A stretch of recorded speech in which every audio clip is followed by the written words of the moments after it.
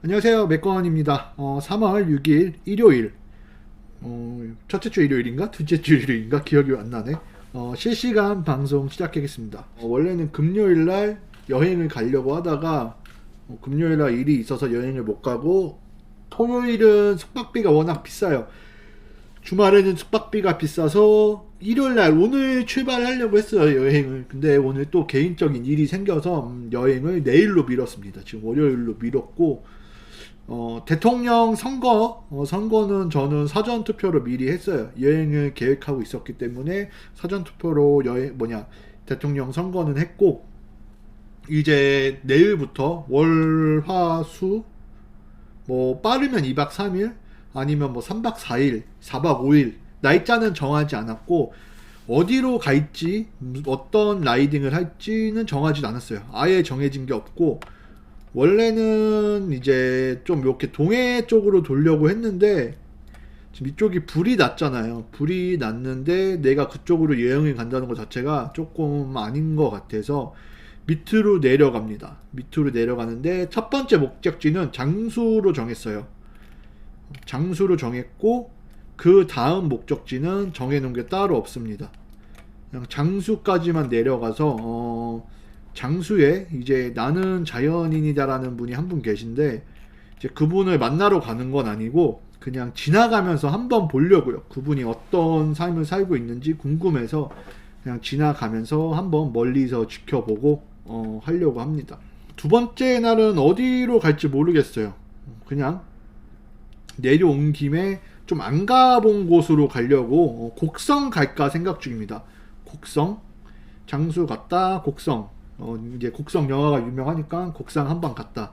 하동도 좋은데 하동은 제가 가봐서, 곡성 갔다가 화순군 요런 안 가본데, 나주, 장흥, 해남, 완도 이쪽으로 한번 가볼까 합니다. 완도까지 갔다가 삘 받으면 제주도까지 갈 수 있는데 어떻게 갈지는 모르겠네요.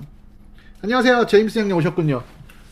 찰스방님이 아시는 분 같은데, 저렇게 하시는 거 보니까 일주일 안에는, 주말 안에는 또 올라와야 돼서 주말 안에 올라와서 이제 자동차 일할 준비, 이제 겨울 내내 차를 방치했기 때문에 경운기 엔진 오일도 갈고 이것저것 갈아야 돼서, 그리고 면허도 제가 재발급 받아야 되고, 증명사진도 찍어야 되고 할 게 많네요. 신체 검사도 받아야 되고, 건강검진도 나와가지고 3월달 아래 좀 끝내야 될 게 많습니다. 진짜 하고 싶고 가고 싶고 하는 건 많은데, 시간적 여유가 되면 돈적 여유가 안 되고, 돈이 여유가 되면 시간이 안 되고. 강원도만 엄청 돌아다닌 것 같아요. 오토바이 타면서 강원도만 엄청 돌아다녔고, 요번에는 이 전라도랑 경상도를 위주로 한 바퀴 싹싹 돌아야겠네요. CB400 그리고 플래그스타, GS 요 셋 중에서 결국은 여행은 GS를 타고 가려고, 요번에 GS 엔진오일하고 냉각수가 조금씩 세기 때문에 그 냉각수 점검, 타이어 공기압, 전체적인 점검을 다 봤어요. 지금 냉각수 펌프를 갈아야 되는데, 냉각수 펌프가 지금 오다한 지가 거의 3개월이 넘었는데 이제서야 독일에서 만들고 있다고. 650 자체가 많이 팔린 모델이 아니라 재고를 안 갖고 있나 봐요. 냉각수 펌프가 약간은 문제, 누유가 있지만 타는 데는 전혀 지장이 없다 그래서 그냥 GS, 아직까지 좀 춥더라고요. GS에 팔토시 끼고 조금 따뜻하게 입고 가려고 합니다. 그러니까 캠핑을 하려면 사이드백을 달아야 돼요. 근데 바이크에 사이드백을 달면은 너무 막 거추장스럽고, 사이드백이 제게 너무 커요. 한 진짜 이만해요, 사이드백이. 그래서 사이드백을 달고 타기는 좀 싫어서 캠핑보다는 숙박을, 제가 이제 캠핑을 하는 이유는 숙박비를 아끼려고 캠핑을 해요. 왜냐면은 하루 정도 숙박비 싼 데 가면은 4만원, 평균 4만원인데 하루 정도 캠핑하면 4만원을 아끼니까 캠핑을 했는데, 지금 잘못 캠핑하면 몸살에 걸릴 것 같아서 캠핑은 접으려고요. 캠핑장 나중에 형님 한번 가죠, 캠핑을. 바이크 캠핑 장비도 어차피 차 타고 가도 되니까. 대구 사시면은 저희 무주 쪽 이런 데나 성주 쪽 캠핑 가면 좋죠. 저는 내려가면 되니까 중간에 만나서 캠핑하면 참 좋습니다. 제임스 형님, 이번에 제가 어떻게든 대구를 내려가게 되면 제가 커뮤니티에 글을 올릴게요. 대구 내려갔다고. 안녕하세요, 서공님. 캠핑 한번 가면 좋아요. 근데 캠핑 이게 호불호가 갈리더라고요. 저 같은 경우는 캠핑장 캠핑은 별로 안 좋아요. 저 같은 경우는 여러 명이서 가는 것까지 상관없는데 좀 나만의 시간, 그러니까 우리만의 시간을 갖고 싶은데, 캠핑장 가면 옆에서 너무 떠들고 막 술 먹고 소리 지르고 이런 분도 많아서, 그래서 저는 약간 혼자만의 오지 캠핑을 즐기는 편입니다. 근데 수도권에는 오지라고 할 만한 데가 없고, 오지 캠핑을 가도 요즘에 캠핑을 다 막아놨어요. 예전에 캠핑했던 데를 가도 캠핑을 막아놔가지고, 제가 예전에 어디서 캠핑했었냐면, 이건 오지는 아닌데 여기가 차가 내려가는데 여기 보이시죠? 여기서 캠핑을 했었는데 여기도 어느 순간 보니까 캠핑 금지라고 써 있더라고요. 여기 근데 알바끼 하시는 분들이 좀 많았었어요. 저 여기서 캠핑했었는데 여기도 지금 캠핑 금지가 돼 버려서 오지 캠핑은 가면 갈수록 힘들어지는 추세입니다. 찾기가 힘들어요. 나만의 그 공간.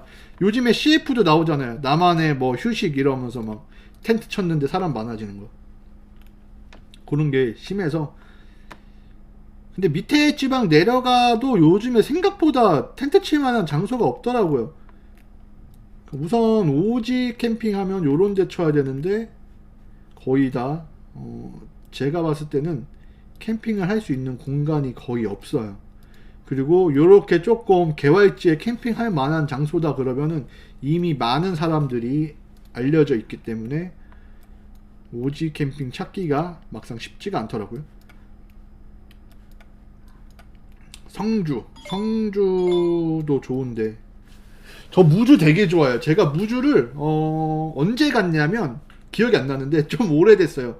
그때 마티즈 타고 올류 마티즈 타고 혼자 여행 갔단 말이에요. 뒤에 캠핑 장비 실어서 가다가 저 무주를 처음 갔는데 근데 무주 어디 갔지? 무슨 산 갔는데 거기서 별 찍으러 갔거든요. 무주에 뭐가 천문대인가 뭐 있어가지고 거기에 별 사진 찍으러 간 게 처음 간 건데, 이제 무주의 특징, 제가 무주에 이제 가면서 느꼈던 특징은 고란이 진짜 많아요. 여기에 밤에 라이딩하거나 차 타면은 고란이 진짜 많고 오소리, 너구리, 야생동물 보기 정말 좋습니다. 뭐 반딧불 있다 그래서 반딧불 보러 갔는데 없었고, 여기다. 제가 여기에 별 사진을 찍으러 갔었어요. 여기에. 여기. 요거를 올라갈 수 있어요. 여기까지 올라가서 별 사진을 찍으러 갔었는데, 와, 여기 밤에 혼자 오면은 진짜 무섭더라고. 불화 제대로 켜 있는 것도 없고. 제가 여기에 왔었습니다. 여기 적상호. 여기 나중에 차 타고 올라갈 수 있으니까 뭐 시간 되면 한번 가보세요. 경치 되게 좋아요. 산 꾸불꾸불 올라오는 데라 여기서 저는 사진 찍고 했습니다. 여기 되게 좋았어요. 근데 길이 조금 지금 길 보시면은 엄청 꼬불꼬불해요. 여기까지 오다가 고라니만 엄청 봤죠. 요번에 여름 휴가 때도 제가 무주에서 성주까지 갔거든요. 근데 그때도 고라니 한 5마리 이상 본 것 같아요. 여기 좀 달릴 때는 조금 천천히 가셔야 됩니다. 고라니 로드킬 당하면 차 망가지고 몸도 망가지고 지갑도 망가지죠. 돈도 많이 들어가기 때문에. 고라니 뭐 고라니를 고라니 먹었어요? 고라니 고기 먹어도 되는 거예요? 맛있나? 근데 뭐 고라니를 먹는 나라가 있지 않을까? 쳐볼까? 고라니 고기 먹네? 여기 뭐가 나와? 먹긴 먹는구나. 오, 고라니 고기 맛있나요? 한 번도 안 먹어봐가지고. 고라니가 멸종 위기인데 우리나라에만 더럽게 많다면서요. 고라니를 잡아먹는 동물이 없어가지고 뭐 사기 고라니 잡을 수 있나? 못 잡나? 맛은 무슨 맛 나요? 무슨 고기랑 제일 비슷한가? 고라니 고기가? 잡아서 먹어봐. 찰스바 고라니 먹어봐. 무슨 고기랑 제일 비슷해요? 염소고기 이런 거랑 비슷하려나? 근데 양고기도 이렇게 대중화된 지 얼마 안 됐잖아요. 우리나라에 들어와서. 왜냐면은 예전에는 양꼬치집 이런 게 없었기 때문에. 근데 저 처음 양고기 먹을 때도 되게 거부감이 많았어요. 양고기에 대한. 양고기? 그거 먹어도 되나 하면서. 근데 막상 먹으면 맛있으니까. 고라니 고기도 주식으로 하는 나라가 있지 않을까요? 말고기도 많이 먹는 나라가 있는 것처럼. 우리나라에서는 고라니는 많이 안 먹지만 돼지고기랑 맛이 비슷하나 보네요. 고라니 고기를 먹는구나. 이게 그것 때문에 그런 거구나. 그 야생동물 기생충 때문에 먹지 말라는 거구나. 옛날 어렸을 때 염소고기는 먹어봤는데 고라니는 처음이네요. 이제 제가 배달 대행을 안 하고 있는데 다시 시작할까 생각 중입니다. 그냥 하루에 5, 6만 원씩 벌려고 그냥 할까 고민 중이에요. 배달 대행을 그만두긴 했는데 천천히 용돈 벌이 식으로. 제가 왜냐면은 평일에도 일이 없는 날이 많기 때문에 어차피 일을 해도 일이 없는 날이 많기 때문에 일 없는 날은 그냥 배달 대행 하면서 소소하게 돈 좀 벌어볼까 지금 다시 고민 중입니다. 고라니를 잡아먹었다고? 너 어디 특전사 나왔니? 난 정비대 나와서 모르겠다. 나는 모르겠다. 난 고라니 고기 먹은 기억이 없고 청설모는 많이 때려잡았지. 막 돌 던져가지고 군대에 있을 때. 덤프요? 덤프 안 몰아요. 덤프는 이제 알바식으로 했었는데 오토바이 영업사원 하면서 덤프를 야간에 알바로 했었는데 바이크 쪽 일을 그만두면서 아예 도로공사로 가갖고 지금은 도로공사 일을 합니다. 그 프리랜서라고 하나?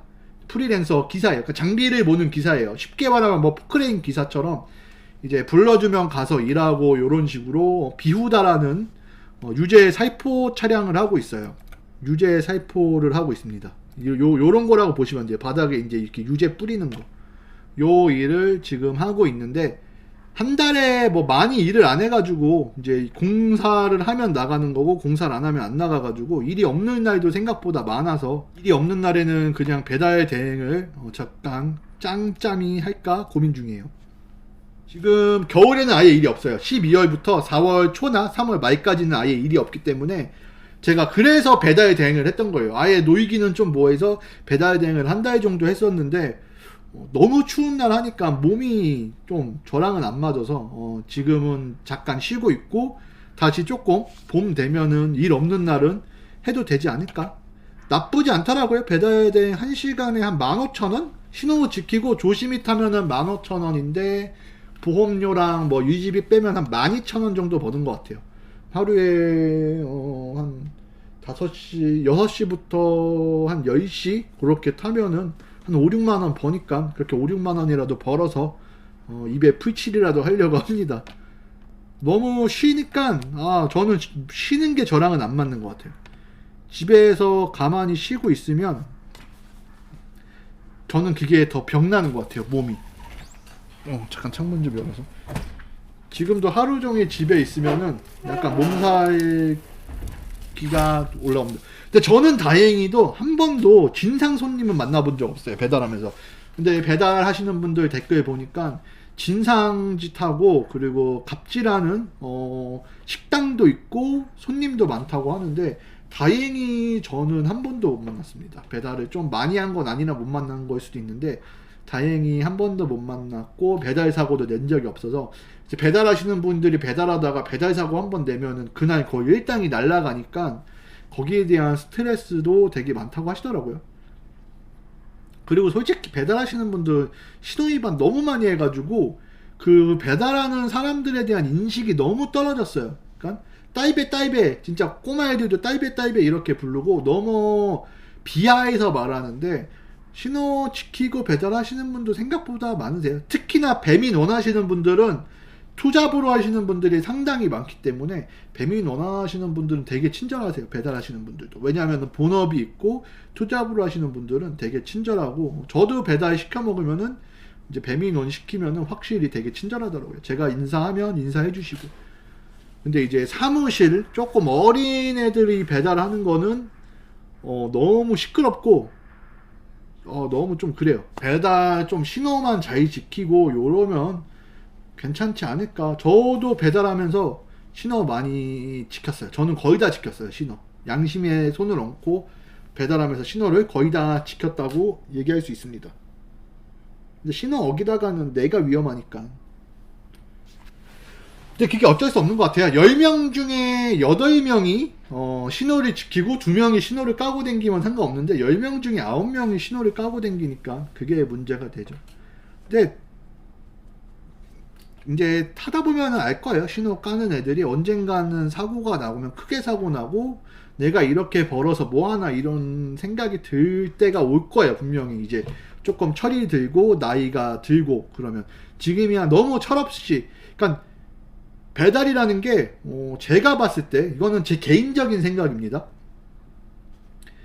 배달하는 애들이 솔직히 회사 들어가기에는 좀 싫은 거예요. 왜냐면은 이제 회사 솔직히 월급 안 되잖아요. 내가 이제 대기업 들어가는 게 아니라 일반적인 들어가는 회사는 제가 볼 때 초봉이 200이 안 되는 회사들도 상당히 많은 걸로 알고 있어요. 회사 들어가면 스트레스 받죠. 위에 사람 잔소리하죠. 이런 게 싫어서 배달하면은 그래도 제가 볼 때는 300은 충분히 300은 가져가니까 또 어린애들 막 미친듯이 타면은 제가 볼 때 막 한 4, 500 가져간다 그러니까 거기에 맞들려서 거기에서 안주하는 사람들이 되게 많아요. 쿼터제. 그쵸. 그런 거 괜찮죠. 근데 이제 이거는 제 개인적인 이제 저도 편향일 수 있는데 지방 도시의 공업단지 이제 공장단지 그런데 가면은 예전에 구미나 이런데 가면은 특징이 뭐냐면 거의 막 2교대로 일하잖아요. 그리고 대기업 그 생산 라인에서 일하는 분들이 2교대로 일하고 돈을 생각보다 많이 벌어요. 왜? 12시간씩 일하니까 막 특근수당 보너스 이런 거 나오면 돈을 상당히 많이 버는데 저 때는 주 거의 6일제 수준이었는데 막 특근하고 이러니까 대기업 같은 경우는 딱딱딱딱 돈을 다 주잖아요. 추가 수당, 추가 시간, 뭐 특근 이런 거 다 챙겨주기 때문에 생각보다 돈을 많이 벌어요. 그런데의 큰 특징이 뭐냐? 유흥가가 되게 많아요. 왜냐면은 내가 돈을 많이 버는데 막상 일을 좀 빡시게 하다 보니까 돈 쓸 시간이 없으니까 한 번 쓸 때 술을 먹더라도 막 비싼 데 가서 먹고 유흥을 즐기고 이런 게 상당히 많았어요. 제가 어렸을 때 제가 본 바로는. 근데 제가 바이크를 팔고 배달하시는 분들을 좀 어린애들 나이 많은 분들이 아니라 정말 어린애들 만나보면 걔네들도 배달하면은 시간이 돈이기 때문에 자기가 쉬고 싶어도 그 돈에 대한 욕심 때문에 거의 쉬지 않고 일을 해요. 진짜 하루 종일 막 하루에 14시간 막 기본적으로 타는 애들도 있고 12시간 막 기본이고 그렇게 하니까 뭐 월 자기는 500, 600 찍는다 이러는데 목숨 걸고 정말 강도 높은 배달을 했을 때 그 정도 버는 거지 저처럼 설렁설렁 신호 지키고 타고 이러면 못 번단 말이에요. 그렇게 5, 600을 버니까 걔네들은 이제 어디에다 돈을 쓰냐 외제차 사는 거예요.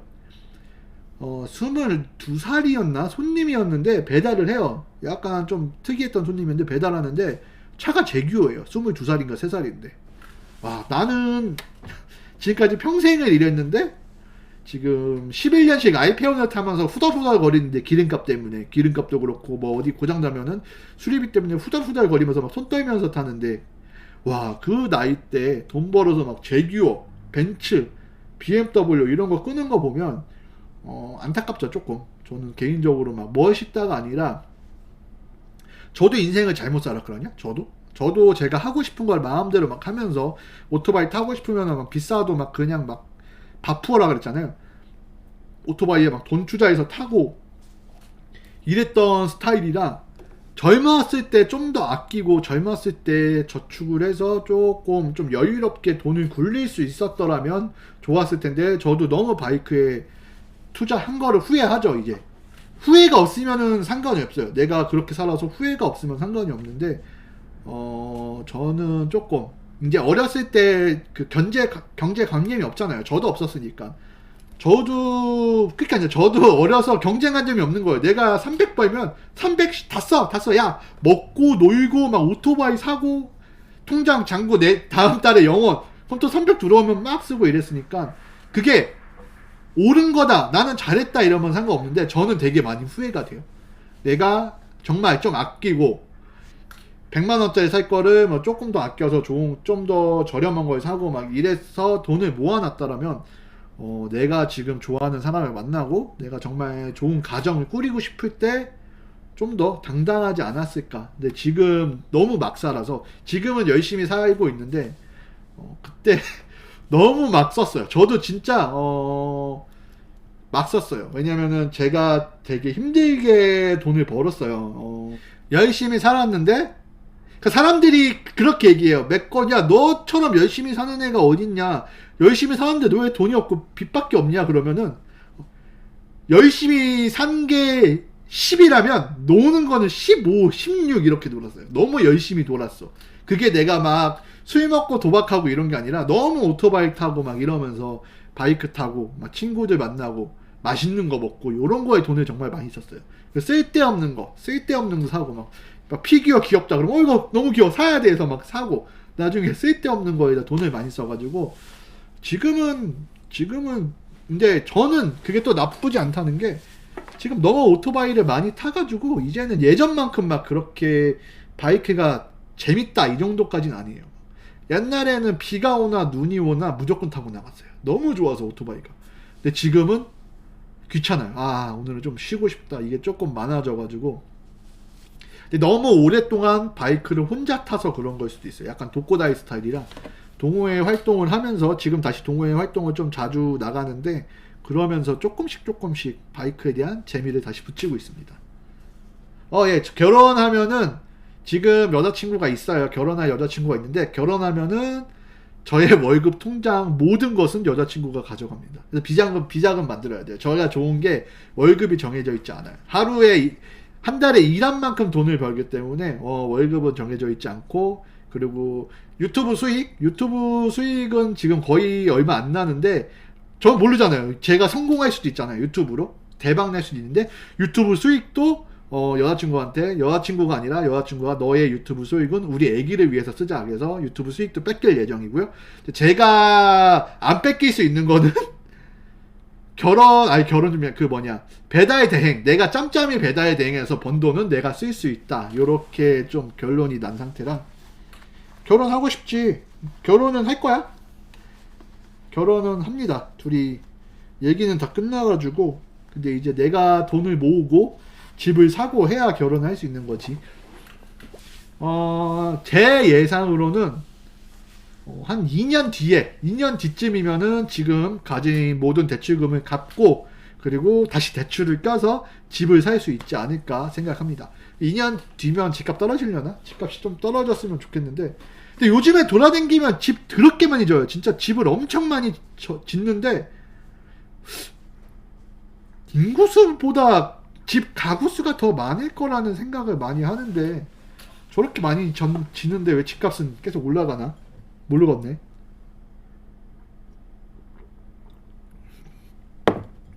유튜브 수익이 어느 순간 조금씩 올라가기 시작하긴 했어요. 제가 한 달에 한 3만원? 한 달 유튜브 수익이 3만원이었는데 지금은 한 달 유튜브 수익이 한 5만원, 6만원 좀 나옵니다. 그러니까 5, 6만원인데 그리고 제가 예전 영상에도 올렸다시피 제 유튜브 수익의 50%는 제가 100만 구독자가 될 수도 있잖아요. 제가 100만이 되던 1000만이 되던 제 유튜브 수익의 50%는 무조건 좋은 일에 기부를 하겠다고 여자친구한테로 허락을 받은 상태라 제가 나중에 돈을 더 많이 벌더라도 유튜브 수익은 무조건 50%는 불우한 이웃 그리고 아니면 기부를 하기로 여자친구하고도 약속을 했습니다. 왜냐하면 이제 제 유튜브니까. 근데 여자친구가 또 반대할까봐 오빠 돈도 없는데 무슨 기부야 막 이럴까봐 좀 마음적으로 걸렸는데 다행히 허락해가지고 제가 3년 동안 3년이 아니지 제가 유튜브를 3년 했는데 1년은 수익이 없었어요. 그래서 2년 동안 유튜브를 번 돈이 160만 원인가였는데, 그래서 그 유튜브로 번 돈 160만 원 중에 절반은 기부했죠. 수도권. 근데 저는 다행히 수도권 안 살아도 돼요. 그래서 안성 쪽으로 내려가려고 합니다. 수도권 너무 집이 비싸잖아요. 저는 우선 서울이 싫고, 서울에서 4년 동안 자취했었는데 서울이 싫고, 왜냐하면은 뭐 내가 뭐 서울에서 친구 만나고 이런 게 아니기 때문에 서울이 싫고, 그리고 이제 여자친구도 서울을 별로 안 좋아해요. 그러니까 사람 많고 이런 데 별로 안 좋아해서 저는 안성으로, 안성이 어디죠? 안성 이쪽으로 가려고 해요. 안성 요쪽, 조금 그래도 요쪽 용인하고 좀 붙어있는 안성 쪽으로 가려고 합니다. 제가 이제 수원 신가이 쪽에서 회사가 있기 때문에, 제가 일하는 회사가 있기 때문에 요쪽에서 집을 짓고 주택 짓고 사는 게 소원이에요. 안성이면은 집값이 좀 싸지 않을까요? 주택도 좀 싸지 않을까요? 그런 주택도 괜찮나? 안성이면은 제가 보기에는 한 3억이면 살 수 있지 않나? 안성 주택 괜찮은 거 2, 3억이면 사지 않을까요? 못 사나? 제가 문외한이라 집값에 대해서. 그리고 혹시 이런 거 괜찮아요? 모듈? 요런 집 괜찮아요? 이런 집? 몰라서 물어보는 겁니다. 이 컨테이너 같은 거 막 이렇게 섞어서 만드는 거잖아요. 요런 집 살만한가? 겨울에 엄청 춥나? 못 사나? 제가 저런 집도 생각하고 있거든요. 모듈러 집이라 그래서 이동식 뭐 주택 이런 건데, 요런 게 괜찮은지 모르겠어요. 요런 집을 살고 싶다. 얼마 안 하더라고요. 요런 거 한 2억이면은 짓던데, 모듈러 집은. 요런 집도 괜찮은지.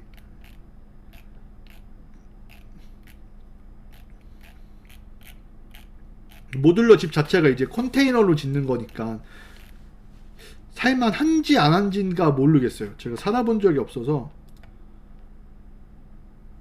그쵸. 좀 내가 이 집에서 오래 살 거다 그러면은 주택 차라리 짓는 게 낫겠죠. 저런 모듈러보다.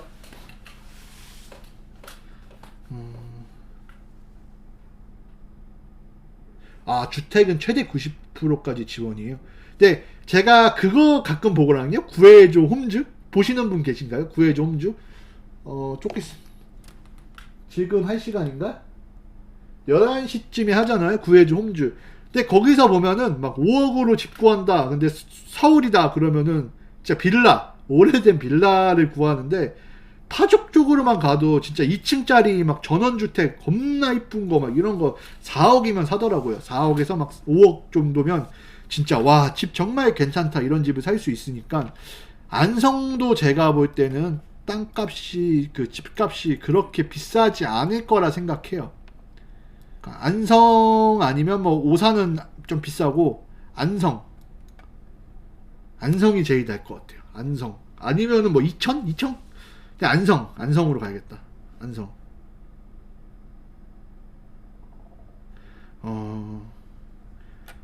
근데 안성도 괜찮지 않을까요? 이게 좀 수도권 쪽이라. 왜냐면 제가 일하는 데가 이쪽에 있고, 그 뭐라 그러죠? 이제 제가 일할 때 쓰는 재료, 유재라 그러는데, 유재 공장이 안성에 있어요. 그래서 그 안성도 자주 왔다 갔다 거려서 안성 쪽 살면 괜찮지 않을까. 지금 인천 살고 있는데, 인천은 정말 어디 가기 힘든 도시예요.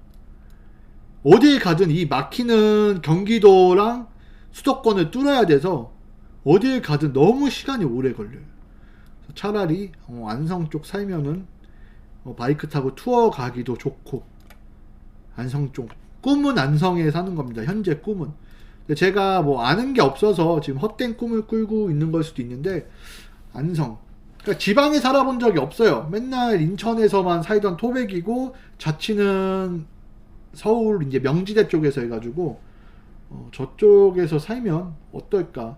지방 사시는 분들 얘기를 좀 듣고 싶은데 지방에서 살아도 괜찮지 않을까 생각합니다. 원래 좋아하는 데는 저는 강릉, 이 바닷가를 되게 좋아하는데 여기는 일자리가 없기 때문에 뭐 굳이 갈 필요는 없고, 만약 지어진 주택을 사냐 아니면은 땅을 사서 주택을 짓냐 요 문제도 있는데 주택 짓는 게 생각보다 사기도 많이 당하고 진짜 그런 것들을 많이 봐가지고 겁이 나긴 한데, 아파트는 또 살기가 싫어요. 내 집 내 마음대로 부수고 막 튜닝하고 마당에서 강아지 키우고 이러고 싶어가지고 저는 안성 쪽에 살지 않을까 생각합니다. 지방이 어디부터 지방이에요? 근데 제가 그것도 몰라서 어디부터 지방이라고 해야 되나요? 이제 안성이 애매한 게 용인 여기는 지방이 아니잖아요. 여기까지는 지방이 아니잖아요. 오산도 지방이라고 하진 않잖아요. 의정부도 지방인가? 이게 애매한 그런 게 있잖아요. 애매한 지방이라고 부르기 좀 애매한 거. 김포, 고양, 의정부도 지방인가? 남양주, 하남, 성남 요렇게가 수도권이라고 해야 되나요? 요렇게가? 그리고 나머지는 좀 지방으로 보는 게 맞나요? 아, 인구수. 안녕하세요, 승우님. 오셨군요. 이게 자주 들어오시던 분이 안 들어오면 약간 서운해. 제임스 형님하고 승우님은 항상 들어와줬으면 좋겠습니다. 왜냐하면 항상 들어오시던 분들이 안 들어오면 서운한 것도 있지만 무슨 일 있나? 요런 걱정도 살짝 있기 때문에. 이거 인구수 어떻게 봐요? 안성 20만 안 되네. 오, 그렇구나. 안성 20만 안 되고 오산은 좀 떨어졌구나. 연도별하면 많이 올라왔구나. 연도별로 보는 게 좋겠네요. 오산은 수도권, 평택 인구수, 전국 인구수 쳐야 되나? 오, 평택이 사람이 되게 많네요. 오, 확실히 남양주 이런 데는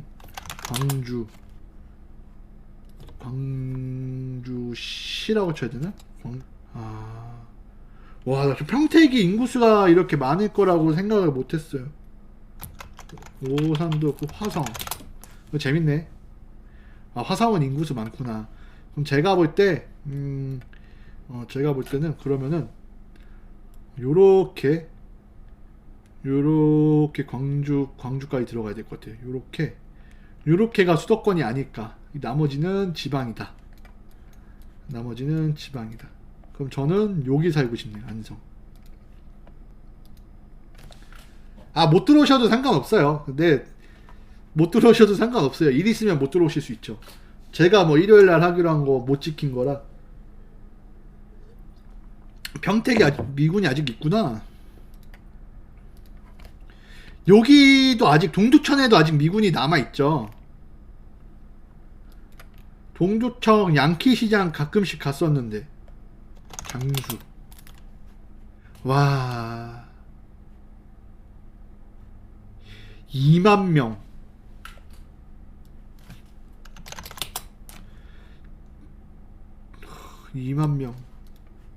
진짜 심각하구나. 지방 그게 진짜 심각하네요. 지방 도시 그 소멸이라는 게 2만 명. 진짜 군이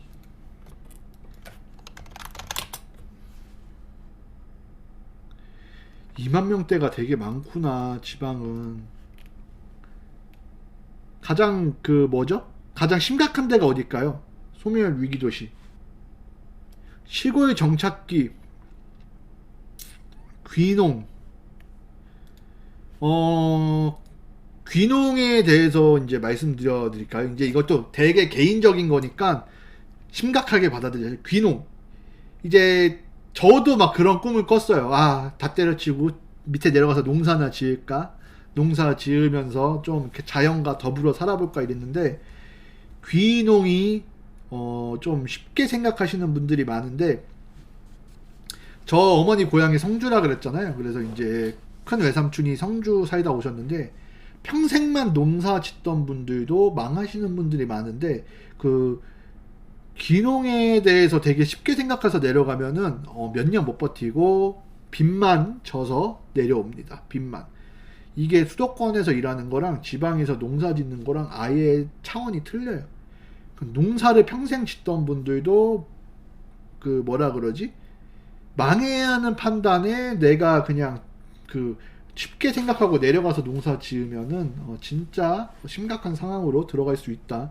농사 귀농 생각하시는 분들은 조금 심각하게 생각하셔야 되고, 그리고 그거 있어요. 시골 인심 이러는데 시골 인심 없어요. 이제 시골 텃세 엄청 심해요. 엄청 진짜 텃세 진짜 미친놈들처럼 심해요. 공산당보다 더 심할 정도로 텃세가 심한 데도 있고, 그 시골 마을 텃세 장난 아니라고 하더라고요. 진짜 와, 이거는 이제 저랑 같이 일하던 사장님의 친구분이 같이 일했어요. 저희 회사에서. 사장님의 친구분인데 이사님이라고 불렀는데, 어머니가 고향에 내려갔는데도 텃세가 너무 심해서 자리 잡는데도 엄청나게 시간이 오래 걸렸다고 했어요. 텃세 장난 아니라고 진짜. 그 시골 인심 이러는데, 뭐 지나가다가 잠깐 뭐 이렇게 뭐 하룻밤 자고 이런 인심은 모르겠는데, 거기서 사는 순간 텃세가 엄청나게 심하다. 시골 인심 생각하시면은 못 살아요. 제가 유튜브로도 몇 번 봤는데, 와, 쌍욕 나올 뻔했습니다. 쌍욕. 지금 카톡이 왔는데, 매형이 코로나가 걸렸어요. 코로나 조심하세요. 코로나 너무 쉽게 보시는데, 지금 매형 코로나 걸리고 엄마랑 누나랑 조카랑 매형이랑 넷이 사는데 지금 다 코로나 걸린 것 같다고 카톡이 왔네요. 코로나. 빨리 코로나가 좀 종식돼서. 저 유명하지 않아요. 왜냐하면 제가 라이딩을 가서 바이크 많은 데 가잖아요. 저 알아보시는 분 한 분도 없어요. 아직까지. 요번에 파만장 갔다 왔단 말이에요. 이제 무역이랑 같이 일을 해가지고 파만장을 갔다 왔는데 알아보는 분 없어요. 아무도 없습니다. 그때 바이크 진짜 많았는데 마스크 쓰고 있었죠. 근데 알아보는 분은 안 계시더라고요. 그러니까 내가 더 열심히 해야 돼요. 많이 열심히 해서 통영도 엉망이에요. 서공님 지금 어디 사세요? 혹시 어디 계신 거예요?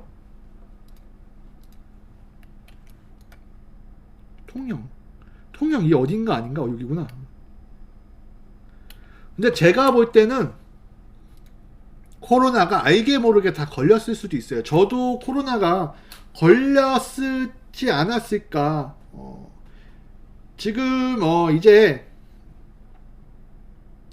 누나랑 제 조카 이름이 제니인데, 제니는 괜찮아졌다 그러네요. 어머니는 지금 약간 몸살 기운이 있고 괜찮아졌다고. 오미크론이 우세종이 되면서 좀 괜찮은 것 같은데, 아프다는 사람은 아프고 이제 괜찮다는 사람은 괜찮은데, 이게 코로나가 그 뭐라 그러죠? 잠복기가 있어가지고 지금은 제가 볼 때 나라에서 아예 통제 자체를 못하고 있는 것 같아요. 저희 누나 백신 아예 안 맞았어요. 1차도 안 맞았는데 지금 멀쩡해졌습니다. 저도 백신 1차밖에 못 맞았고, 저희 누나 같은 경우는 몸이 임신해서 안 맞았어요. 임신해서 몸이 그리고 매우 안 좋습니다. 매우. 지금은 좋죠. 지금은 건강한데 누나가 한번 죽다 살아나가지고 그 아무거나 막 이렇게 하면 안 돼서 백신 안 맞았는데, 다행히 지금 다행히 큰 일은 없는 것 같습니다. 저는 걸린 것 같아요. 한번 걸렸다 끝난 것 같아요. 왜냐면은 몸살 기운에 막 심호흡이 잘 안 되고 이런 적이 있었거든요. 근데 그 전에 CPR 검사를 했어요.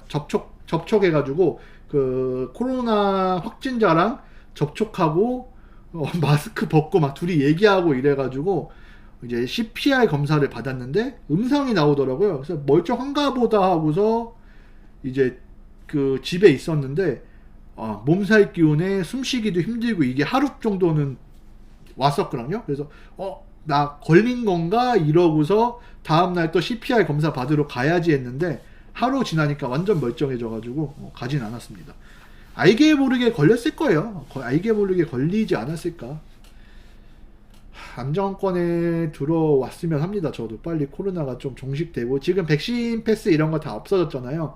그래서 저는 솔직히 좋긴 해요. 왜냐면은 제가 남한테 피해를 주는 거를 정말 싫어하는 스타일인데 그 식당 갈 때 QR코드 찍으면은 이제 삥동 이런 소리가 나잖아요. 완료하지 않았다는 게 소리가 나니까 그게 되게 그 좀 눈치가 보이더라고요. 당당해도 되는데 눈치가 보이더라고요. 그래서 맛집 투어 영상도 웬만하면은 사람이 없는 시간에만 가고 이랬었는데 지금은 또 조금 조심하고 있습니다. 안녕하십니까 황대근님. 코로나는 이제 안정될 것 같아요. 코로나는 안정될 것 같고 그래도 잘 국민들께서 이제 우리들이 잘 버텼다.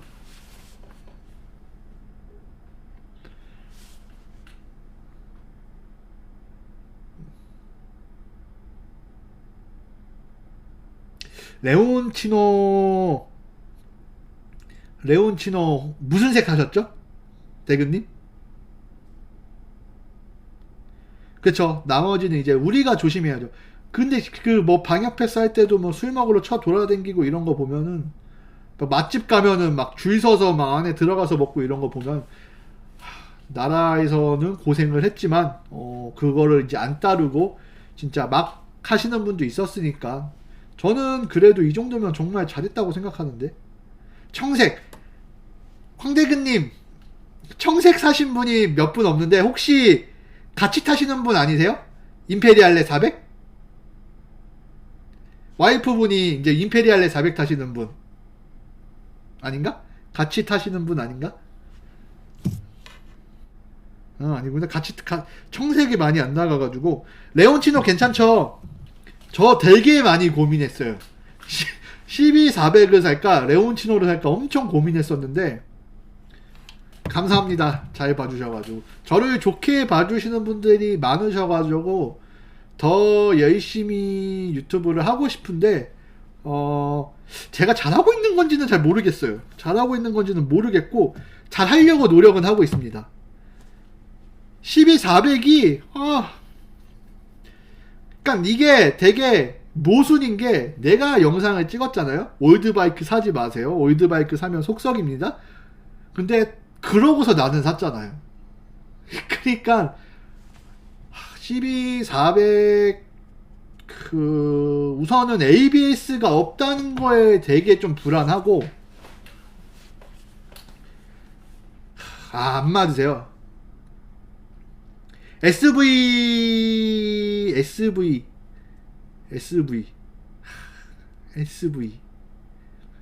제가 정말 지금 12400을 판다 그러면 거짓말 안하고 조금 관심 있는 게 SV650이에요. SV650 몇 년씩 사세요? SV650은 정말 명차예요. 정말 명차고 정말 좋은 오토바이인데 약간의 원가 저희감이 좀 들어갔다. 근데 엔진 자체 정말 재밌어요. 아마 황대근님 레온치노 500 타다가 SV650 타면 신세계일 수도 있어요. 치고 나가는 거 정말 좋아요. 근데 ABS가 없어도 상관없거든요. ABS가 없을 때 정말 잘 탔으니까. 근데 이게 있다가 없으니까 살짝 좀 불안한 느낌? 그리고 이게 제가 정말 싫어하는 바이크 중 하나가 카브레터 바이크. RPM이 지금 제게 좀 튀어요. 그래서 버큐 게이지랑 베이브 간격을 좀 봐야 되지 않을까. 요번에 날씨 풀리면 또 탈 시간 없어지면 12400 299로 보내가지고 정비 싹 하려고요. 그리고 이제 고무 호스류들이 다 사갔어요. 12400이 그것도 갈 수 있으면은 싹 갈아서 12400을 웬만하면 소장하려고 해서. 17년식 몇 킬로 타신 거 사세요? 정말 사고 싶긴 해요. 저는 개인적으로 V-트윈, L-트윈 요런 2기통 바이크를 정말 좋아합니다. SV를 정말 많은 고객한테 추천해드렸어요. SV 이 바이크 이 정도 퀄리티 이 가격이면 정말 좋은 오토바이다. 사라. 만 킬로면은 뭐 좋죠. 무슨 색? 17년식이면은 검은색인가? 전 개인적으로 이 색이 제일 이쁘더라고요. 요 건빨. 이게 제일 이뻐서 이 색이. 근데 SV가 시세가 생각보다 비싸가지고 중고 시세가 요 건빨 상당히 이쁘죠. 요 디자인을 싫어하시는 분들이 되게 많아요. 생각보다 요 클래식한 디자인. 근데 저는 네이키드는 네이키드답게 요렇게 생긴 바이크를 워낙 좋아해서 SV의 가장 큰 제가 가장 싫어하는 부분은 요 계기판. 저는 요런 계기판을 별로 안 좋아해서 흰색 요거구나. 흰 파란색이죠. 흰파. 요거 사시는 거죠. 요 색깔 모델. 흰파. 요거 좋죠. 안녕하십니까 글로벌 보스님. 제가 SV를 산다. 내가 SV를 산다. 그러면 저는 무조건 머플러는 바꿔요. SV가 머플러 튜닝하면은 소리 정말 좋아요. V백이 갈 필요도 없이 슬리븐만 해도 2기통 그 특유의 고동감 소리가 느껴집니다. 두두두두두 하는 그 소리가 있어가지고 저는 SV 사면은 딴 거는 몰라도 머플러는 무조건 할 거예요. 무조건. 와, RS125는 RS125 이거 아니구나. SP인가? 요거죠. RS125. 그쵸? 요 디자인. 이 디자인. 아이쿠야. 제임스 형님. 감사합니다. 제가, 이렇게, 뭐야, 이거. 제가, 마우스가 고장나가지고 더블클릭, 제가 무슨 리액션을 해드릴 게 없고, 요거라도 해드릴게요. 제임스 형님, 감사합니다. 아이쿠야. 요시무라. 황대근님, SV는 요시무라예요. 스즈키는 요시무라입니다. 왜냐면은 제가 V스트롬에 요시무라 달고 탔거든요. 소리 정말 좋고, 그리고 안 비싸요. 아니, 안 비싼 게 아니라 소리가 그렇게 안 커요. SV 요시무라. 레오빈스 하시는 분들이 많단 말이에요. 왜냐면은 디자인 자체가 SV가 레오빈스가 좀 더 이뻐요. 디자인은, 머플러가. 근데 개인적으로 소리는 요시무라가 최고입니다. 저는 타봤기 때문에. V스트롬 타다가 SV 타보니까 와, 정말 경쾌하게 나가더라고요. SV 황대근님, 오래 타세요. 오래 타시길 바랍니다.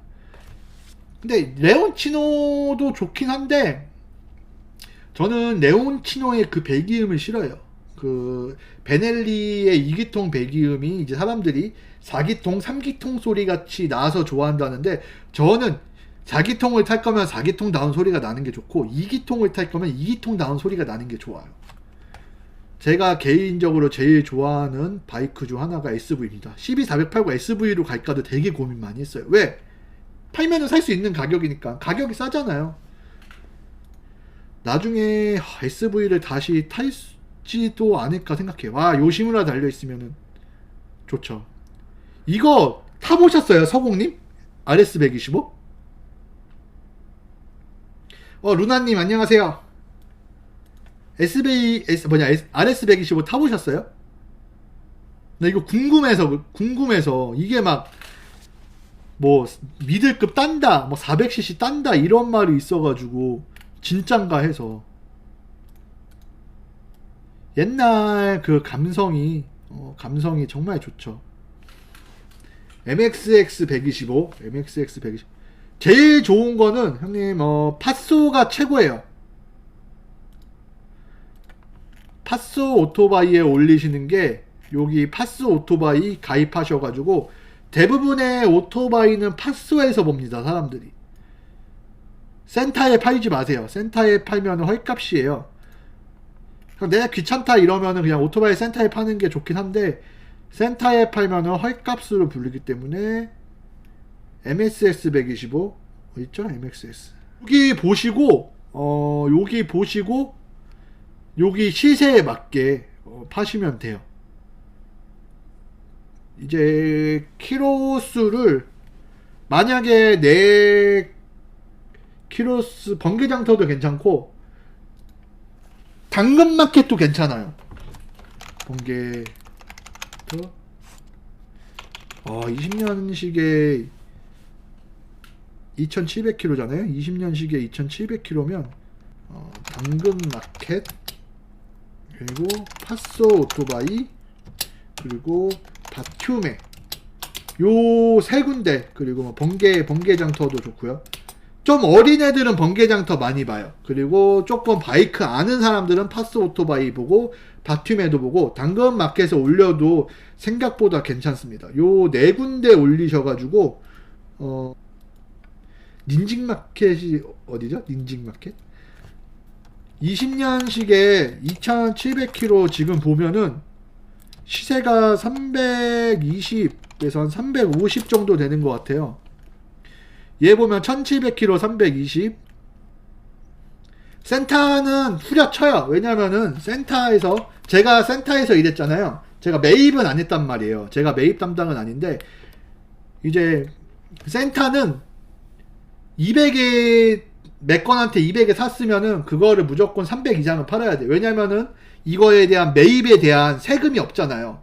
그러니까 세금 계산서를 못 끊어주니까 매입에 대한 증빙이 없고 내가 이걸 300에 팔면 순수익이 300이라고 잡혀요. 세금 자체가. 그래서 세금 내고 이러려면 100만원 이상의 무조건의 그 뭐라 그러죠? 그거를 해야 되기 때문에 200 한 10, 20 막 이렇게 부를 거예요. 제가 볼 때 제임스 형님 거 인터넷에 300에 올리셔도 되고 300에 올리시면 팔리지 않을까? 300. 내가 빨리 팔아보고 싶다. 그냥 귀찮다 그러면 280에 올리면은 금방 사갈 것 같아요. 지금 이제 날씨가 풀리고 있잖아요. 날씨가 풀리고 있기 때문에 아마 제가 볼 때는 금방 사가지 않을까. 레벨 500 어때요? 근데 그 뭐 레벨 500도 그 엔진 자체가 워낙 내구성 좋은 엔진이라 제임스 형님 형은 300에 280에서 300에 그냥 날려버려요. 센터에서 파는 것보다 그게 나니까. 지금 레벨뿐만이 아니라 모든 오토바이가 들어오질 못하고 있어요. 지금 오토바이 사기가 힘들어요. 신차 바이크 살 게 없어요. 바이크가 거의 안 들어오고 있어가지고 왜 안 들어오는지는 모르겠는데 살만한 바이크가 없다.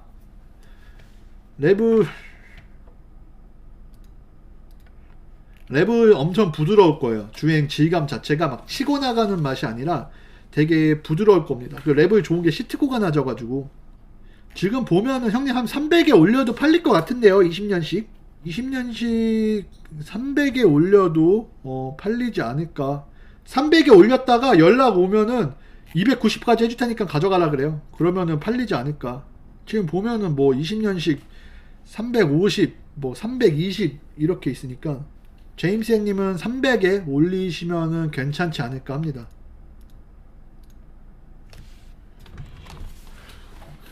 순정은 그 어떤 걸 타도 소리가 아니구나. 순정은 한 95%는 소리가 안 좋아요. 조용해요. 할리도 순정 타면 되게 조용해요. 형님 거 뭐 상태 좋으면은 300에 올리셔가지고 그냥 빨리 팔아버리세요. 센터에 200에 넘길 바에 한 290, 80에 이렇게 파는 게 나니까 보러 온다 그러면은 280, 뭐 250까지 쿨하게 해주겠다. 그냥 쿨하게 가져가라. 이렇게 해서 파시는 게 괜찮지 않을까. 다시 말씀드리지만 당근, 번개, 파소 오토바이, 바튜메 요 정도 올리시면 되는데 번개장터는 저는 잘 안 올려요. 잘 안 봐요. 번개장터에는 너무 어린애들이 많아가지고 좀 상대하기 짜증나는 애들이 좀 많아서 당근마켓도 생각보다 연락 많이 옵니다. 형님 저 트위지 타던 거 당근으로 팔았거든요. 당근으로 트위지 팔았기 때문에 당근마켓도 괜찮아요. 그 당근마켓의 가장 좋은 점은 근처에서 온다. 그러니까 바로 올 수 있기 때문에 당근마켓도 근처에서 오니까 당근도 괜찮고 가장 좋은 건 파스 오토바이.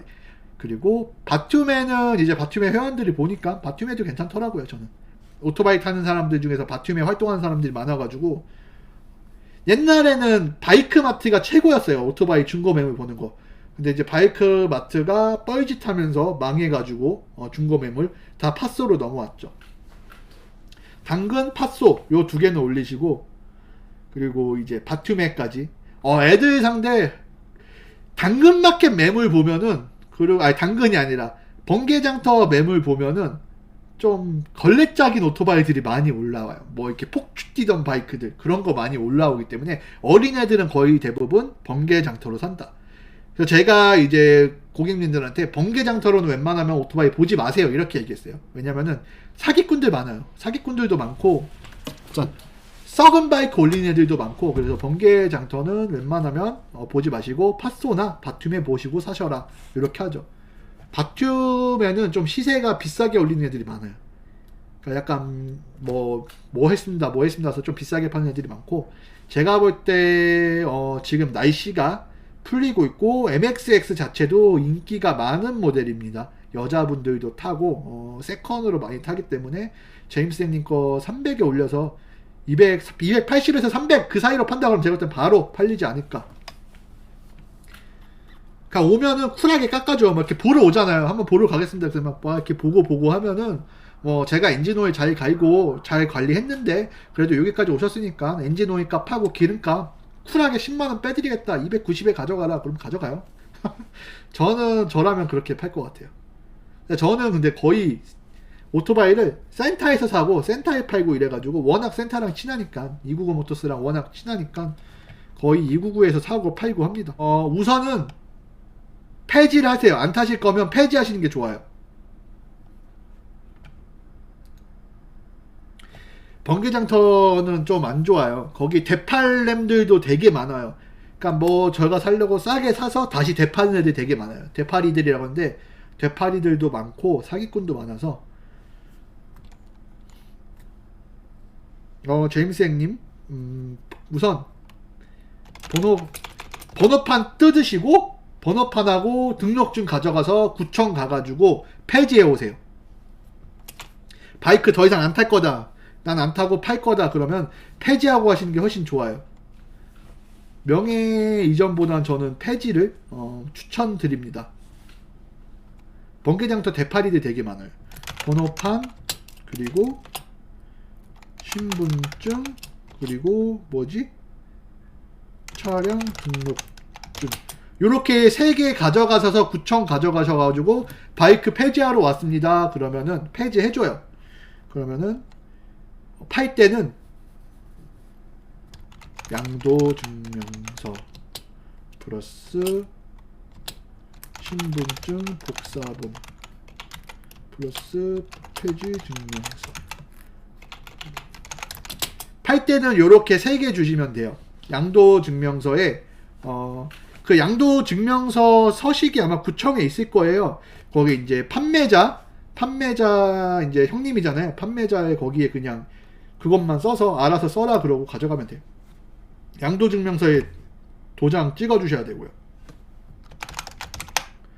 양도증명서에 도장 찍어서 이렇게 주시면 돼요. 아마 양도증명서 구청에 있을 거예요. 아니면은 서식 다운받으셔도 되고, 거기에 이제 판매자 거기에다가 이제 기재사항하고 도장만 찍어주시면 돼요. 그럼 알아서 막도장 찍으셔도 됩니다. 막도장 찍으셔서 주시면 돼요. 판매자 오면은. 그리고 절대 시승해본다 이러면은 돈 받고 시승시키세요. 타고 째는 새끼들 진짜 심각히 있더라고요. 시승해볼게요 하고서 안 돌아오는 분들이 있어요. 진짜 가끔씩. 바툼에서도 그랬고, 연락하면은 신고하던 마음대로 해. 난 이거 팔아버릴 거니까 중국으로 넘길 거야. 막 이런 새끼들 진짜 실제로 있어요. 그리고 바툼에 최근에까지도 올라왔기 때문에 시승해보겠다 그러면은 돈 받고 시승하세요. 신분증 받고 이런 거 의미 없어요. 타고 째는 새끼도 있어요. 그리고 솔직히 혼다 바이크 2700km 탄 건데 뭔 시승을 해봐요. 솔직히 엔진 소리 좋을 텐데, 새 차인데 20년식인데. 절대 시승은 무조건 돈 받고 하시는 게 좋습니다. 근데 시승은 웬만하면 안 해봐요. 내가 몇만 킬로 탄 바이크도 아니고 2700짜리인데 뭔 시승이에요. 시동 한번 걸어보고 멀쩡하실 거 아니에요. 시동 한번 걸어보고 그냥 괜찮다 그러면은 깎아준다. 진짜 내가 아끼던 건데 파시는 이유가 이제 그거잖아요. 예, 12, 안녕하세요. 12400 질문해 주셔도 됩니다. 기변 때문에 파는 거기 때문에 그냥 빨리 좋은 주인 같으시니까 10만원 깎아주겠다 해서 10만원 깎아주는 게 좋지 않을까. 어차피 그리고 먼저 깎아달라는 말 꺼내기 전에 깎아주는 게 전 좋더라고요. 저는 웬만하면 잘 안 깎아요. 뭐 사러 갔을 때 안 깎아요. 제가 팔 때는 깎아주는데 뭐 사러 갈 땐 잘 안 깎습니다. 12400 뭐 궁금하세요? 형님, 제임스 형님 레벨 500 근데 언제 인도 받아요?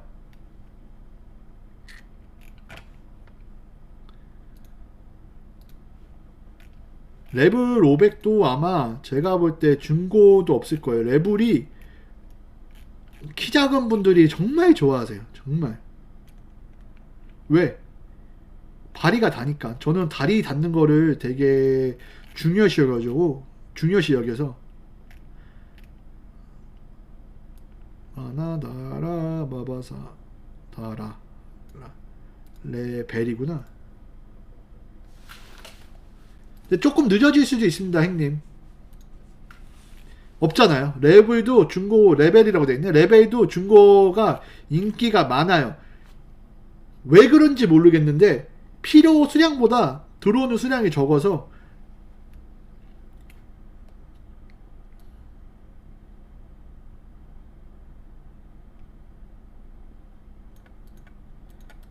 카부 괜찮으면은 굳이 청소하지 마세요. 왜냐면 카부 괜찮으면 청소 안 하셔도 돼요. 저는 카부 청소를 했는데도 아이들링이 튀어요. 왜냐면 연식이 있잖아요. 아이들링이 튀긴 하는데 저는 이제 버큼은 안 잡았거든요. 카부가 문제가 생기면은 찐빠가 나요. V택이 안 타진다던가 울컥울컥 거리던가 찐빠가 나지. 카부를 청소 굳이 문제가 없으면 청소 안 해도 될 것 같은데 제가 볼 때는 이제 예방 정비 차원에서 하라는 것 같은데 굳이 많기로 카부 엄청 비쌉니다. 근데 12400 카부 청소 한 2-30만원 할 거예요. 그럼 카부 청소 만약에 하시면 청소하시면서 버큼도 봐달라 그러세요. 카부 뜯는 거 진짜 개지랄 맞아가지고 12400이 버큼 보시고 저 같은 경우는 제가 산 거는 그게 거의 1년을 방치해놨어요. 차를 1년 동안 방치해놨으니까 카부 안에 기름이 고여 있으면서 그 기름도 이제 그 찌꺼기가 생겨요. 기름에도 뭐 그 색소인가 뭐가 들어가서 그게 카부를 좀 망가뜨려 가지고 제 거 같은 경우는 찐빠가 심하게 났어요. 카부 차량 같은 경우는 오래 안 타시더라도 중간중간 시동을 켜서 조금 이렇게 카부 안에 기름이 순환되게 해주시거나 아니면은 카부 안에 기름을 다 빼주셔야 되는데 다 빼는 거는 조금 생각보다 힘드니까 중간중간 시동 걸어서 그 휘발유가 윤활될 수 있도록 카부 안에 고여 있으면 안 됩니다. 저는 찐빠 엄청 심하게 나고 지금 아이들링도 엄청 터요. 막 심할 때는 한 3-400까지 튀어가지고 고민이 많습니다. 어려운 길로 가셨네요. 왜 12400을 12400 몇 킬로 타신 거예요? VTEC 2? 저는 자가 정비하다가 바이크 한 대 말아먹을 뻔해가지고 12400 타시면은 제가 이런 말 하면 조금 미안한데 12400 진짜 타시면은 센터 사장님하고 친해질 수도 있어요. 자주 가니까. 오래된 애들이 장고장이 좀 심해요. 그래서 자주 뵙고 한 달에 한 번 볼 뿐 막 4번 볼 때도 있고 5번 볼 때도 있으니까 센터 사장님하고 친해질 수도 있어요. 그래서 제가 이제 오토바이를 타면서 느낀 건데 한 군데 센터 무조건 좀 잡는 게 좋아요. 친한 센터 잡는 게 좋습니다. 한 군데 오래 다니는 게 좋아요. 센터는. 글로벌 보스님 레벨 500 머플러 뭐 주문하셨어요? 레벨 500 머플러 뭐가 있나? 반스 쓰는구나. 머플러가 레벨 500도 반스밖에 없나 보네. 좀 더 무살이요? 좀 더 밑으로 빠진 게 예쁠 것 같은데. 레벨 500 무살이? 아, 요거예요? 되게 특이하게 생겼다. 처음 봐서. 약간 SC 머플러 비슷하게 생겼네요. 숏간. SC 머플러 느낌 나네요. 저는 약간 클래식은 좀 밑으로 빠진 거 좋아해서 레블도 쌍발로 나오면 이뻤을 텐데 양쪽 이렇게 쌍발로 나왔으면은 이렇게 양쪽 쌍발로 나왔으면 개 이쁠 것 같은데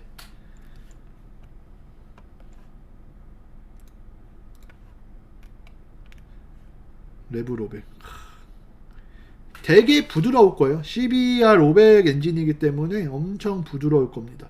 저는 개인적으로 레블 500에다가 NC750 엔진 얹었으면은 그 고동감하고 이런 게 좋지 않았을까.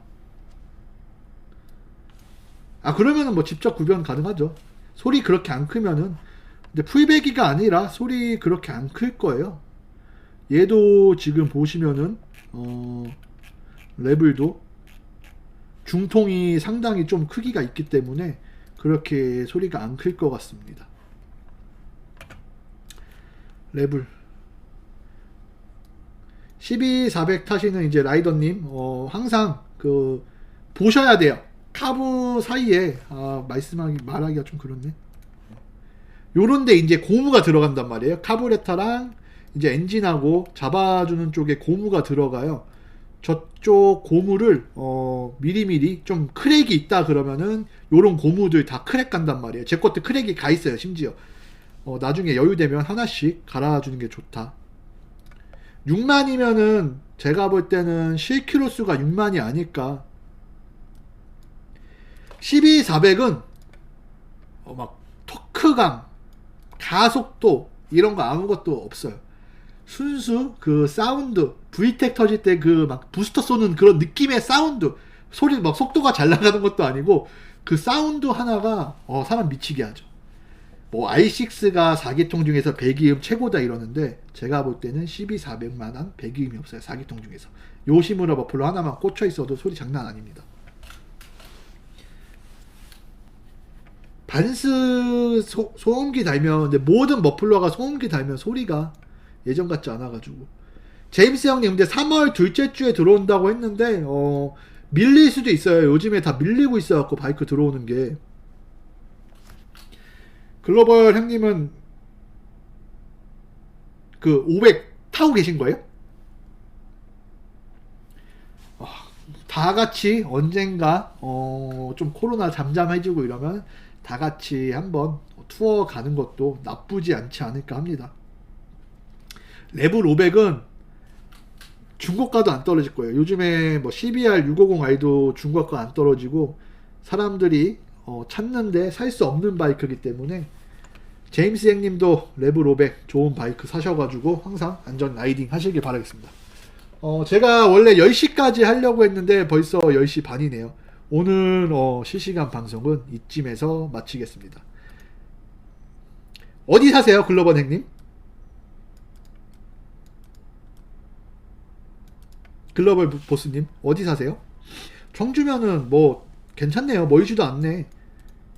동호회 활동 정말 조심하셔야 되는 게 동호회도 거지 같은 데 가면은 저 제일 싫어하는 게 뭐냐면 내 거는 최고고 네 거는 하자 많어. 이런 분 되게 많아요. 그런 분 없는 거에 가십시오.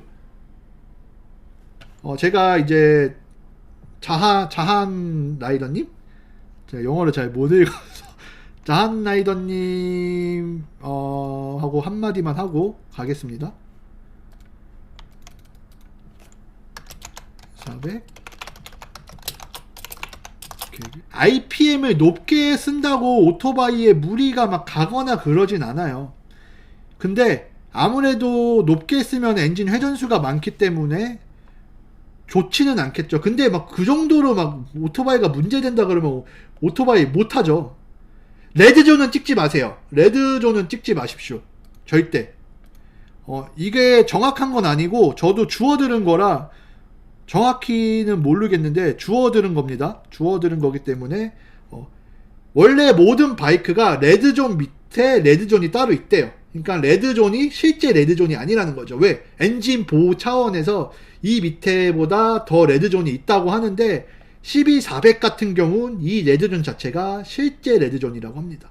실제 레드존이기 때문에 레드존은 최대한 안 찍는 게 좋으시고, 저 막 1000rpm, 11000rpm까지 막 그냥 쏘면서 댕기는데 소리 좋아서 저는 크게 무리가 안 가요. 저는 크게 무리 간 적은 없는데 저는 한 8000에서 9000rpm을 가장 많이 쓰는 것 같아요. 근데 요즘에 저도 좀 겁쟁이가 돼가지고 막 속도를 많이 쏘는 편은 아니라 8, 9000rpm. 그리고 RPM을 높게 쓰는 바이크일수록 내구성은 떨어집니다. 이거는 어쩔 수 없어요. 그만큼 엔진의 회전, 엔진이 많이 회전하는 거기 때문에 아무리 좋은 부품을 썼다 그래도 돌아가는 수가 많을수록 엔진이 많이 마모가 된단 말이에요. 할리 자체가 막 석 달이들 엄청 오래된 것도 지금까지 살아있는 게 엔진 배기량 엄청 큰데, 걔네 같은 경우는 자동차의 RPM이에요. 3000rpm 이렇게 당기기 때문에 엔진 회전수가 작아서 내구성이 좋은 거고, 고RPM, 특히나 4기통 레플리카 같은 경우 거의 고RPM 쓰는 차량들이 내구성이 떨어질 수밖에 없습니다. 내구성이 떨어진다는 게 아니라 그만큼 많이 회전하니까 그만큼 많이 다는 거죠.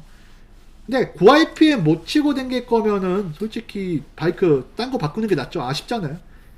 근데 자한아이던 님도 저처럼 그 불안한 마음을 평생 갖고 사셔야 돼요. 오래됐기 때문에 언제 어떻게 얘가 말썽을 일으킬지 모른다는 그 마음은 어쩔 수 없습니다. 올드바이크를 타는 모든 분들이 가지고 가야 될 숙제죠. 그리고 뭐 같이 해야 될 그거고. 저도 돈 많으면은 12400 레보 슈퍼볼더를 사고 싶은데 매물이 없기 때문에 더 이상의 저는 기변은 없을 것 같아요. 만약에 기변한다 그래도 뭐 SV650이나 이런 거 할 것 같아서. 맞아요. 3분의 2만 쓰는 게 좋아요. 오래된 바이크니까 예열 충분히 해주시고 조심히 타고 오일만 제때 갈고 요래도 큰 말썽 부리지 않지 않을까. 에어필터 이런 소모품들 잘 봐주시고 하면은 크게 문제 없을 것 같습니다. 저는 오늘 여기까지 하고 방송을 마치겠습니다. 오늘 들어와 주신 모든 구독자분, 그리고 뭐 구독자가 아닌 분들 계시겠죠? 있으려나? 다 감사하고, 제임스 형님 대구 내려갈 때 꼭 연락을 하겠습니다. 다 좋은 일요일 밤 되시고 내일 월요일 준비 다 잘 하시길 바라겠습니다. 코로나 조심하시고 저는 다음 주에 또 뵙겠습니다.